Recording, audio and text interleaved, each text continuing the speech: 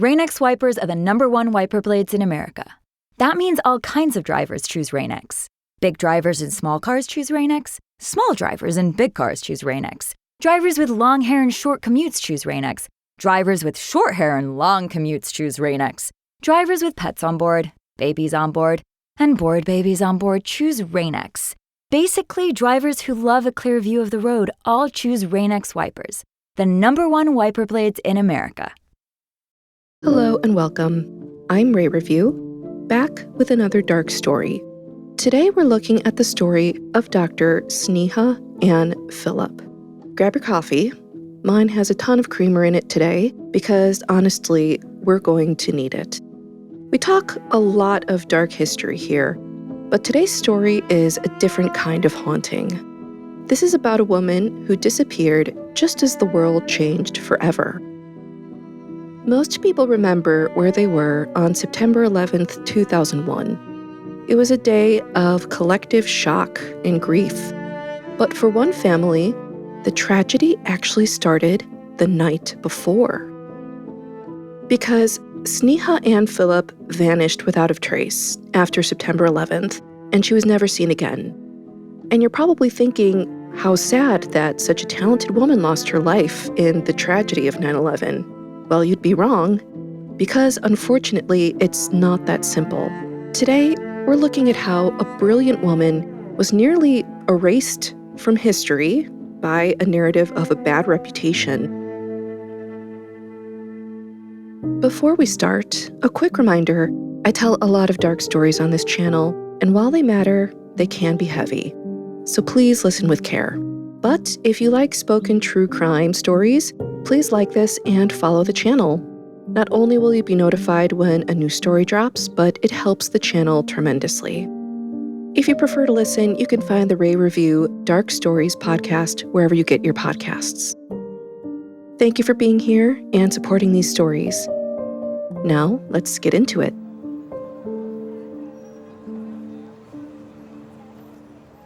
So, to start us off, before we get to the mystery, we have to talk about the people. Because Sneha wasn't just a statistic, she was a powerhouse.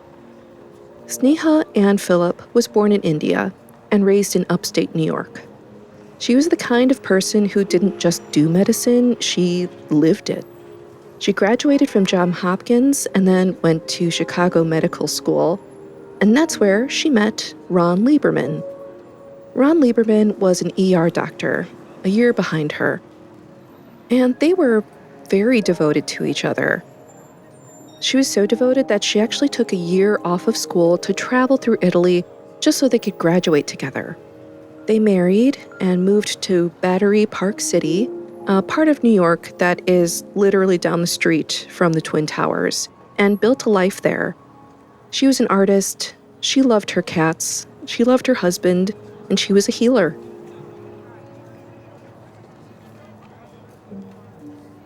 So let's talk about where the mystery started. And that would be about the last confirmed sighting of Sneha Ann Philip. So here is the timeline. It's Monday, September 10th. Sneha is off work, and she spends the afternoon chatting with her mom on MSN Messenger. Remember those days? She was talking about visiting the Windows on the World restaurant. Then, at 5:18 p.m., she leaves her apartment. At 7:18 p.m., CCTV catches her at Century 21. She's alone, she's relaxed, and she's shopping. In fact, she buys $500 worth of lingerie, bed linens, and 3 pairs of shoes. Yes, ma'am. But she looks calm. She looks like someone who's planning for tomorrow. But, unfortunately, she never made it to tomorrow. At least not in the way we think. It's now midnight, and her husband, Ron, gets home. But Sneha's not there. But Ron doesn't panic because Sneha was independent, and sometimes she stayed out late with her friends. Police later made a very big deal about this, by the way, and they wanted to imply that this indicated a troubling marriage. But Ron says that wasn't the case. and insists that she was just an independent person. But then something weird happens. It's now 4 a.m., and a call is made from their apartment landline to Ron's cell phone, because Ron's at work at this point. He doesn't remember answering, but who made that call? If Sneha wasn't home, who was in the apartment? Now here's the twist. It's now 8:46 a.m., and the first plane hits the North Tower, and the world changes forever. 2 planes crashed into the Twin Towers in one of the worst acts of terror the world has ever seen. It was sudden and chaotic and violent and horrifying, and most people know exactly where they were in the world when this happened. Sneha's husband, Ron, finally fights his way back to their apartment the next day. The windows are open, and there's a layer of dust over everything from all of the debris from the tragedy. But here's the kicker. There are cat paw prints in the dust, but no human footprints. And the shopping bags from Century 21 from Sneha's shopping spree, everything belonging to her, the lingerie, the linens, the shoes, and Sneha are gone. And Dr. Sneha Ann Philip was never seen again.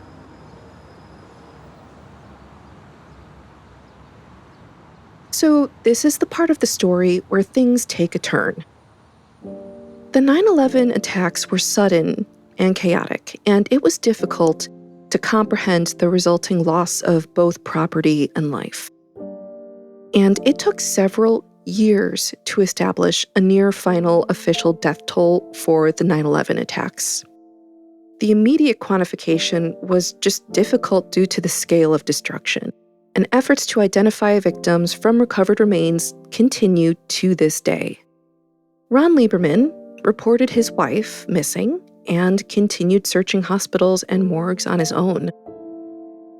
And this is where the case definitely stops making sense. Because when the NYPD investigated Dr. Sneha Phillips, it felt less like police work and more like a smear campaign.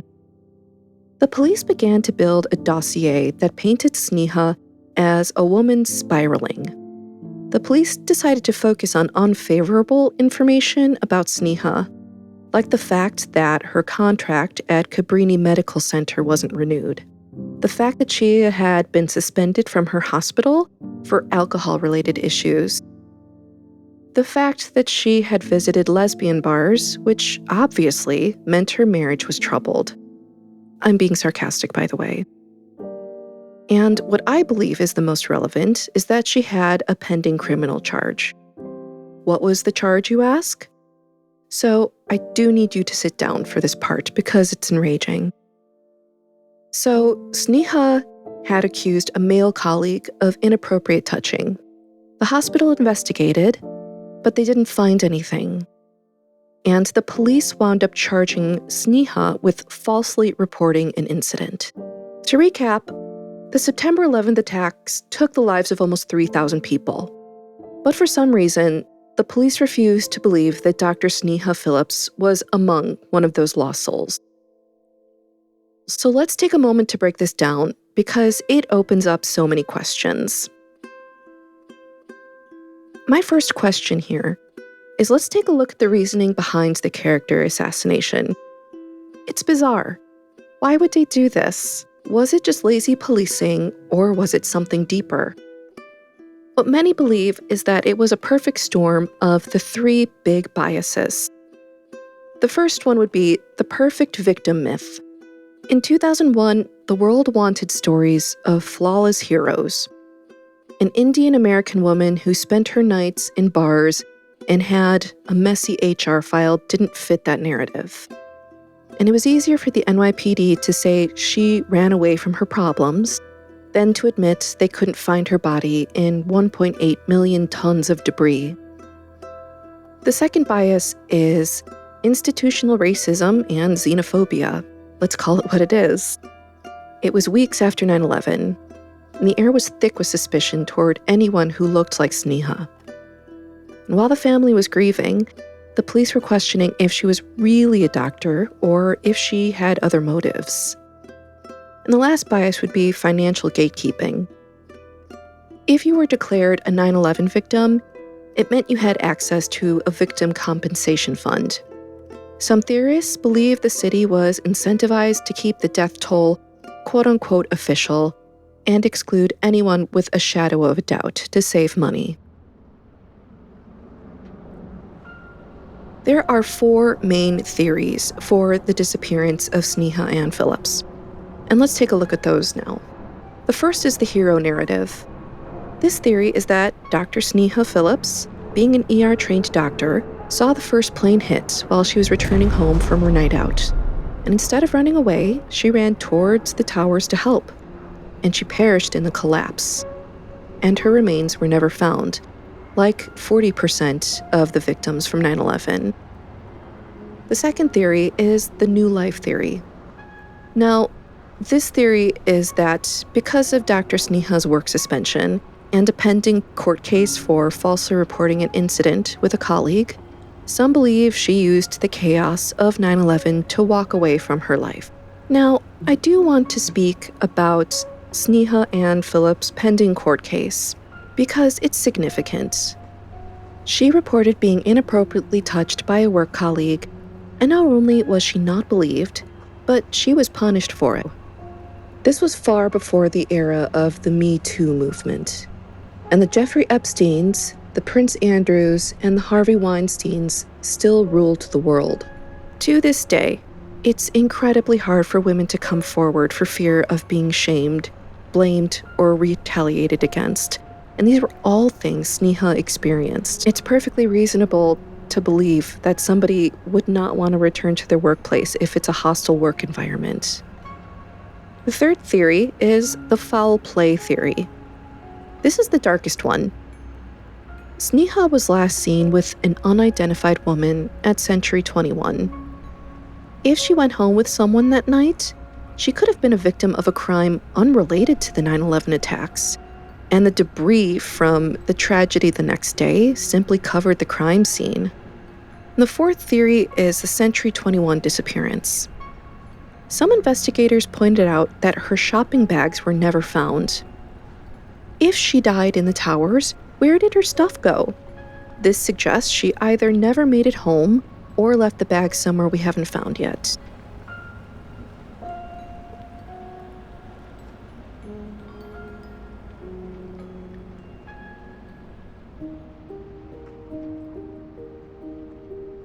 This smear campaign devastated Sneha's family. For years, the city refused to put Dr. Sneha Ann Philip's name on the 9/11 memorial. They said that she died the night before due to foul play or by her quote-unquote lifestyle. But Ron and her family fought back for 7 years.